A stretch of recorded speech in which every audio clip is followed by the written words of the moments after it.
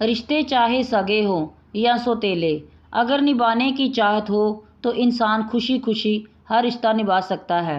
मेरा बेटा बीमार था और मेरे पास उसकी दवाई के पैसे तक नहीं थे। मैंने बड़ी मुश्किल से किसी से 1000 रुपये उधार लिए और मैं पैसे लेकर घर आ गई। मैंने पहले सोचा कि बच्चे को डॉक्टर के पास ले जाऊं, लेकिन फिर ख्याल आया कि खाली पेट दवाई असर नहीं करती, तो फिर खाली पेट दवाई खाने का कोई फ़ायदा नहीं होगा। और मेरे पास यही 1000 रुपये थे जिससे मुझे अपने बच्चों को खाना भी खिलाना था और उसकी दवाई का इंतज़ाम भी करना था। पहले बच्चों के खाने का सोचकर मैं बाज़ार गई, सब्जी वाले से सब्जी खरीदी।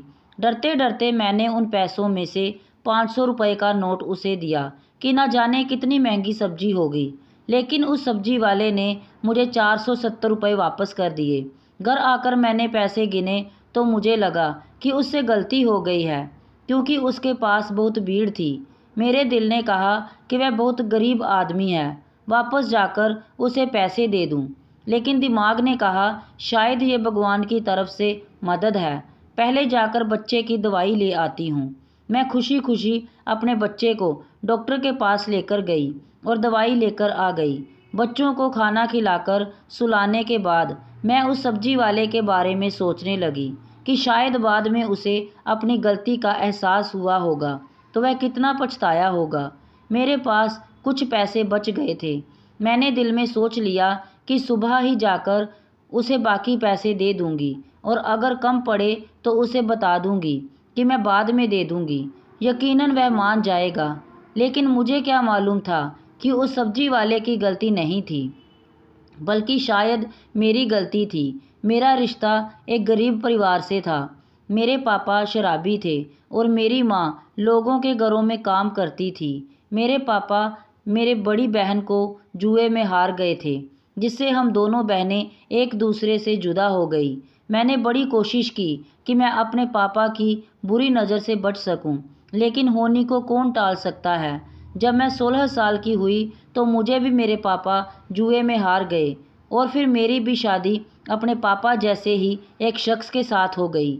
मैं अपनी माँ की तरह ही लोगों के घरों में काम करती थी और अपनी कमाई अपने जुआरी पति के हाथों से बचाने के लिए तरह तरह की कोशिश करती थी। कभी कपड़ों की पोटली में छुपाती तो कभी राशन के डिब्बों में, लेकिन फिर भी वह मेरी कमाई मुझसे छीन कर ले जाता। मेरे 3 बच्चे थे और मुझे खुशी इस बात की थी कि भगवान ने मुझे तीनों बेटे दिए थे। कोई बेटी नहीं थी जिसको उसका बाप मेरी तरह बेच देता। इसी तरह समय गुजरता गया और मेरी ज़िंदगी यूं ही चलती रही। कभी हफ्तों बाद मेरे पति को मेरे घर की याद आती तो वह घर आ जाता और जो भी कीमती सामान नज़र आता उसे उठाकर बेच देता। अगर उसे कुछ भी नहीं मिलता तो वह मेरे साथ मारपीट करने लगता और अगर मेरे बच्चे मुझे बचाने की कोशिश करते तो बच्चों को भी मारने लगता। मुझे इस बात का सुकून था कि घर मेरा अपना था और वह ये घर बेच नहीं सकता था, क्योंकि मेरे ससुर जी ने मेरी शादी के बाद ही अपने बेटे की हरकतों को देखते हुए यह घर मेरे नाम कर दिया था। उन्होंने अपने जीते जी ये काम बहुत अच्छा किया कि कम से कम मेरे बच्चों के सिर पर छत तो है, जो उनका बाप बेच नहीं सकता था। मेरे आसपास के घरों में जो औरतें थीं वह भी मेरी ही जैसी थी, मेहनत करती और अपने बच्चों का पेट पालती थीं। आज छोटे बच्चे की बीमारी की वजह से मैंने एक ईमानदार इंसान का हक मार लिया था और ये चीज़ मुझे चैन से बैठने नहीं दे रही थी। कुछ दिन बाद जब बेटे की तबीयत कुछ बेहतर हुई और मुझे तनख्वाह मिली तो मैंने सोचा मुझे उस सब्जी वाले का उधार चुकता कर देना चाहिए। मुझे कुछ सब्जी भी चाहिए थी, इसलिए मैं दोबारा बाज़ार गई। उस सब्जी वाले ने मुझे देखकर अनदेखा कर दिया और बाकी ग्राहकों को सामान देने लगा। मुझे ये देखकर बहुत हैरत हुई कि शायद इसलिए मुझे अनदेखा कर रहा है कि वह सबसे निपट कर मुझसे बात करेगा।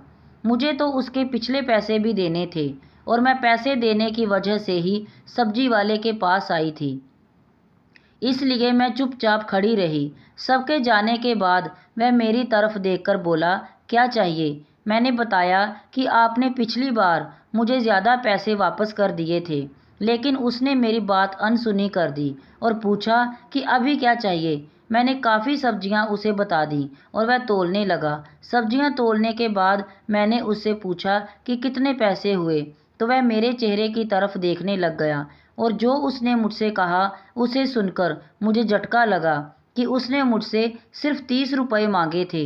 मुझे लगा कि उससे गलती हुई है, इसलिए मैंने 500 रुपये निकाल कर उसे दिए, लेकिन उसने 30 रुपये ही काट कर बाकी 470 रुपये वापस कर दिए। और अब मैंने उससे कहा कि सब्जी तो बहुत महंगी है, तो वह मेरी बात काट कर दूसरे ग्राहक की तरफ लग गया।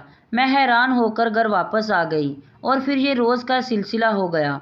मैं जब भी उस सब्जी वाले की दुकान पर जाती, जितने भी रुपए की सब्जी लेती, वह मुझसे केवल 30 रुपये ही लेता था। कभी कभार तो सब्जी 200 से 300 तक की भी हो जाती थी, लेकिन वह मुझसे 30 रुपये से ज़्यादा नहीं लेता था और हमेशा इंतज़ार करता कि सारे ग्राहक हट जाएं या पहले मुझे सब्जी दे देता कि मुझे सब्जी देने के बाद सबको सब्जी देगा, ताकि किसी को मालूम ना हो कि इतनी सब्जी मुझे वह 30 रुपये में दे रहा है।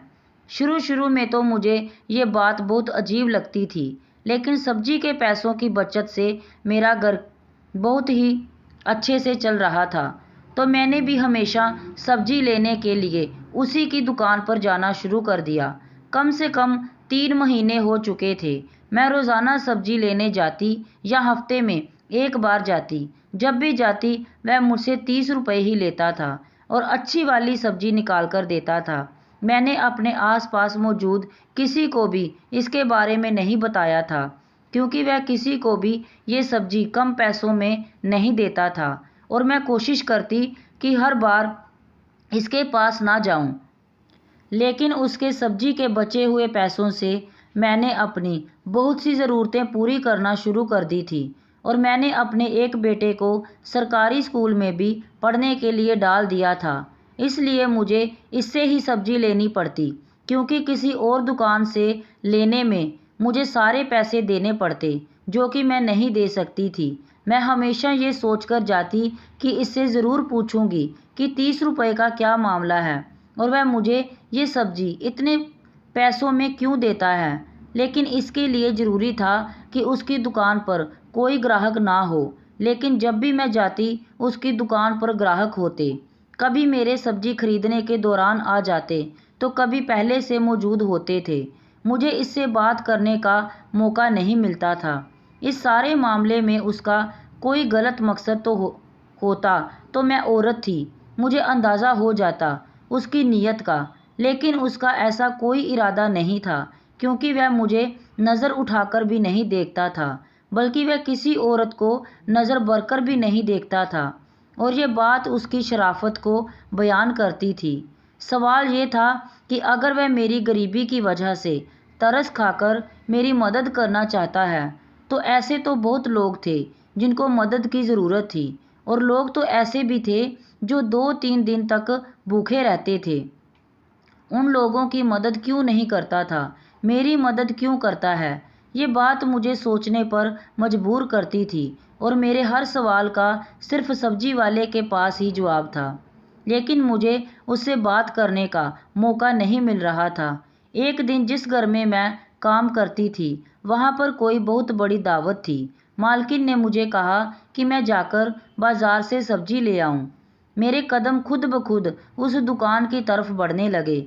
मैंने सोच लिया कि आज तो अच्छी खासी सब्जी चाहिए, जो कम से कम भी 2000 से 3000 की होगी। आज सब्जी वाला क्या करेगा?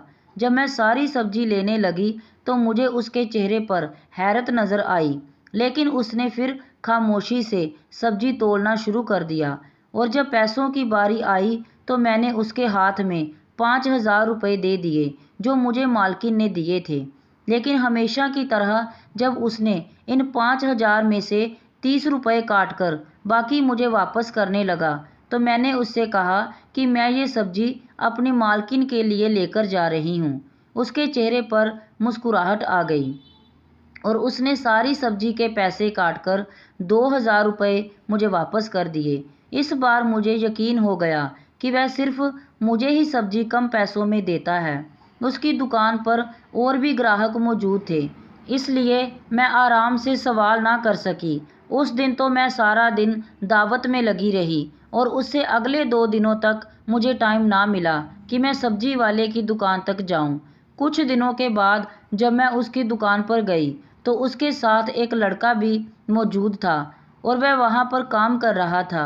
हमेशा की तरह उसने मुझे 30 रुपए में सब्जी दी, लेकिन उस लड़के से कोई सवाल ना कर सकी। कुछ दिनों के बाद मैं दोबारा दुकान पर गई तो वही लड़का था, वह खुद नहीं था। मैं कम पैसों में सब्जी लेने की आदी हो चुकी थी। मुझे हैरत हुई जब लड़के ने भी मुझे सारी सब्जियां 30 रुपए में ही दी। मैंने जब उस लड़के से सवाल किया कि उसने मुझसे 30 रुपए ही क्यों लिए, तो उस लड़के ने बताया कि ये बात तो उसे खुद समझ नहीं आ रही कि उसने दुकान के मालिक ने उसे ये बात क्यों कही थी और वह तो सिर्फ मालिक का कहना पूरा कर रहा था।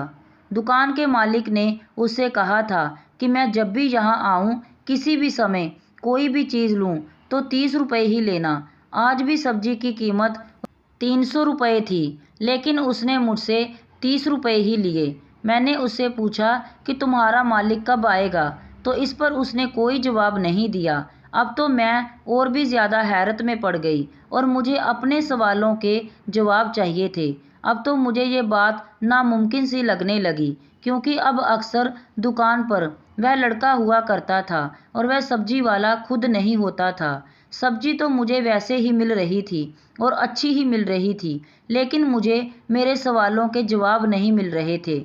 उन दिनों ये हुआ कि मेरे दोनों बड़े बेटे स्कूल जाना शुरू हो गए और मुझे अच्छे भविष्य की उम्मीद नज़र आ रही थी, और ये सब उस कम कीमत सब्जी के कारण ही मुमकिन हुआ था, क्योंकि उससे पहले तो मैं सिर्फ बच्चों के 2 वक्त की रोटी ही पूरी करने के लिए सोचती रहती थी।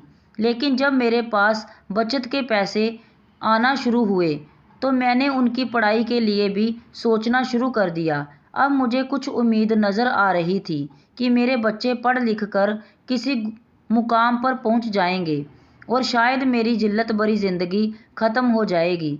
मैं ज़्यादा पढ़ी लिखी नहीं थी, लेकिन हिंदी किसी हद तक पढ़ लेती थी। इसलिए अपने तरीके से मैंने सब्जी का हिसाब लिखना शुरू कर दिया, और वह इसलिए कि मेरे दिल में यही ख्याल था कि कभी ज़िंदगी में मेरे पास इतने पैसे हुए तो मैं सब्जी वाले का सारा उधार एक बार में ही चुका दूंगी।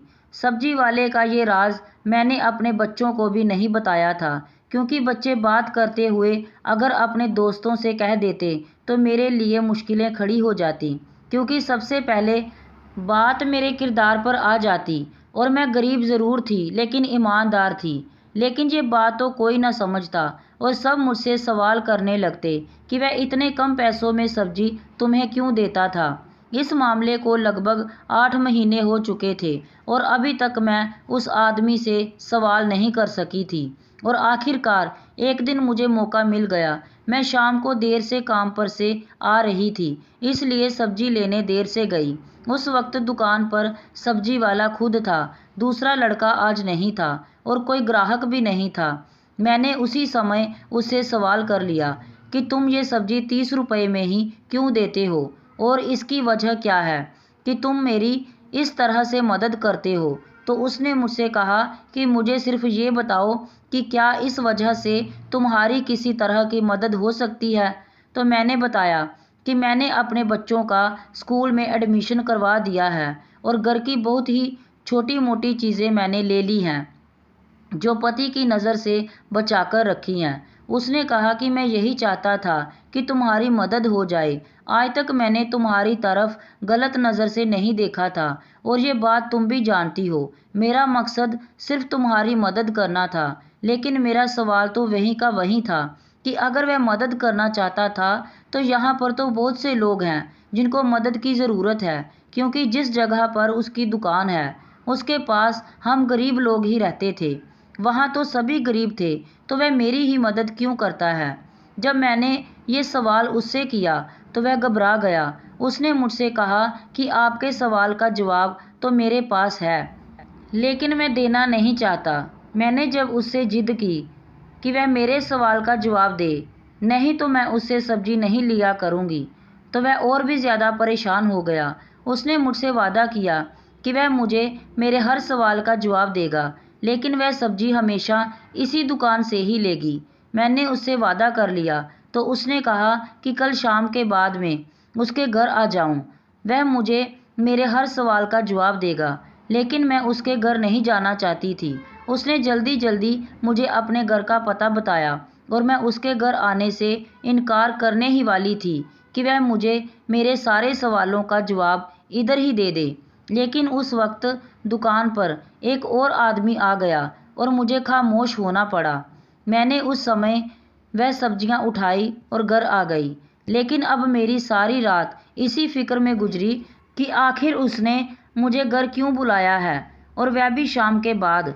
और अगर मैं ना गई तो शायद सारी उम्र जवाब ना ले सकूंगी, और अगर चली गई तो मेरे साथ वह न जाने क्या कर दे, क्योंकि मर्द का क्या भरोसा। मेरी ज़िंदगी में आने वाले तो सारे मर्द ऐसे ही थे, सिर्फ ये सब्जी वाला कुछ ठीक लगता था।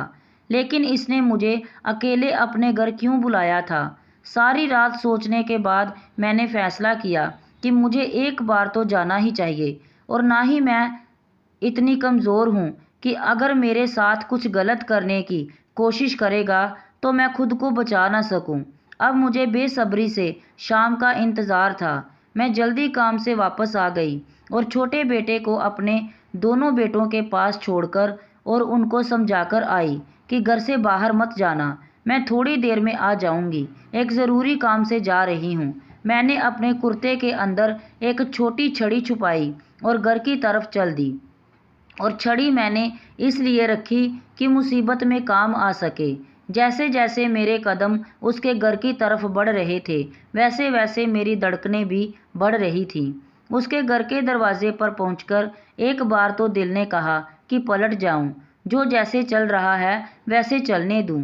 मुझे क्या ज़रूरत है सवाल करने की? मेरी ज़रूरतें पूरी हो रही हैं और मेरे बच्चों को खाना भी मिल रहा है, अच्छी पढ़ाई हो रही है। मुझे इस राज को राज ही रहने देना चाहिए। लेकिन मेरे अंदर की आत्मा मुझे चैन नहीं लेने दे रही थी और बार बार मेरे अंदर ये बात आती, एक बार अंदर जाकर देखना चाहिए। उसके बाद मैंने दरवाज़ा खटखटाया।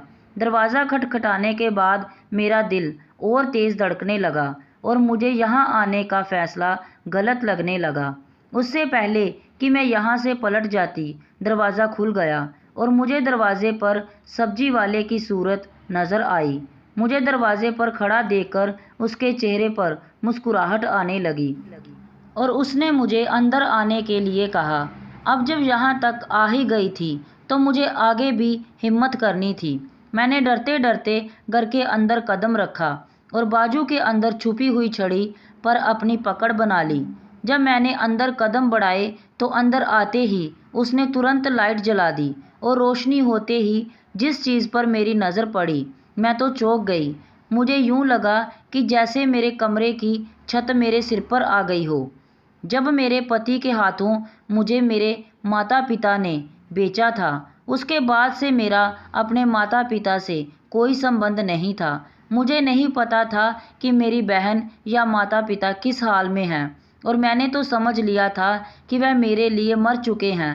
कभी माँ का ख्याल आता था, लेकिन शादी के 3 साल बाद ही मेरी माताजी को मेरे पिताजी किसी जगह जुए में हार गए थे और उसके बाद उनका कुछ पता नहीं था। मैंने तो कभी सोचा भी नहीं था कि मेरा उनसे सामना होगा। स्टोर के बिस्तर पर मुझे अपने पिताजी लेटे हुए नज़र आए और मुझे उनको देखकर और ज़्यादा नफ़रत का एहसास हुआ कि हम लोग जिस हाल में भी हैं सिर्फ उसी आदमी की वजह से हैं। लेकिन उनकी हालत इतनी ख़राब थी कि उनसे तो मैं नफ़रत भी नहीं कर पा रही थी। मेरे पीछे मौजूद सब्जी वाले ने मुझे कहा कि आपने इनको पहचाना? मेरी तो ज़ुबान बंद हो चुकी थी, मैं क्या जवाब देती। मेरी हालत देखकर उसने कहा कि ये आदमी आपके पिताजी हैं, सिर्फ आपके नहीं बल्कि मेरे भी। मैं आपका भाई हूँ। और ये सुनकर मुझे तो आश्चर्य हुआ और मैं बहुत हैरान हुई। मुझे झटका लगा, ऐसे कैसे हो सकता है? ये आदमी मेरा भाई कैसे हो सकता है? क्योंकि हम तो सिर्फ 2 ही बहनें थीं। मुझे तो लगता था कि आज तो बिजली गिरने वाली है। और इतने सारे झटके मैं सह भी नहीं पाऊंगी। मैं आगे बढ़ी और पिताजी की हालत देखी तो मेरी आंखों में आंसू आ गए। उनको अटैक हुआ था और वह ज़ुबान से बोल भी नहीं पा रहे थे, हाथ भी नहीं हिला सकते थे, सिर्फ मुझे देखकर रो रहे थे। मैंने सब्जी वाले से, जो मेरा भाई था, उससे पूछा कि ये सब क्या है? तुम मेरे भाई कैसे हो सकते हो? हम तो 2 बहनें थी, और फिर ये तुम्हारे पास कैसे आए?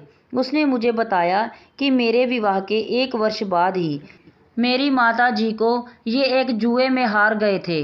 लेकिन माँ को जुए में हारने से पहले इन्होंने खुद एक औरत को जुए में जीता था, जिसे वह अपने घर तो नहीं लेकर आए थे, कहीं और जगह रखा था। सब्जी वाला उसी औरत से मेरा भाई था।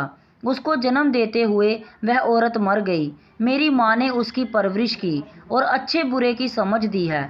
जब वह कुछ समझदार हुआ तो उन्होंने उसको सारी बात बताई, ताकि ये भी अपने पिता की सूरत पर ना जाए। और 3 साल पहले ही हमारी माँ का देहांत हो चुका है।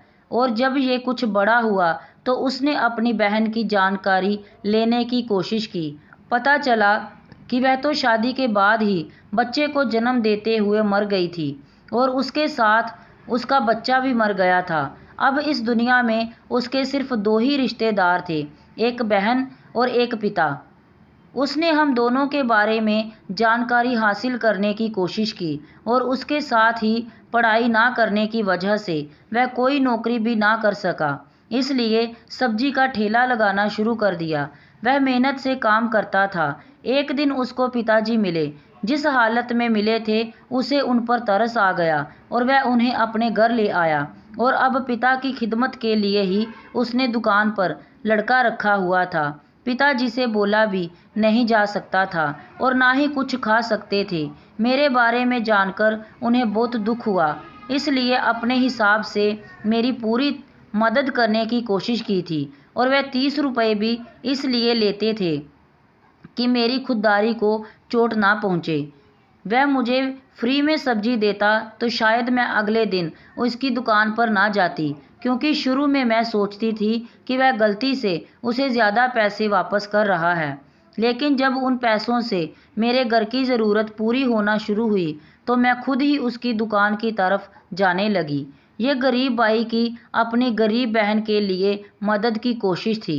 ये सब सुनकर आंखों से आंसू छलक पड़े और मैंने भगवान का धन्यवाद किया कि भगवान ने मुझे अगर पति और पिता की सूरत में अच्छे इंसान नहीं दिए तो भाई की सूरत में अच्छा इंसान दे दिया।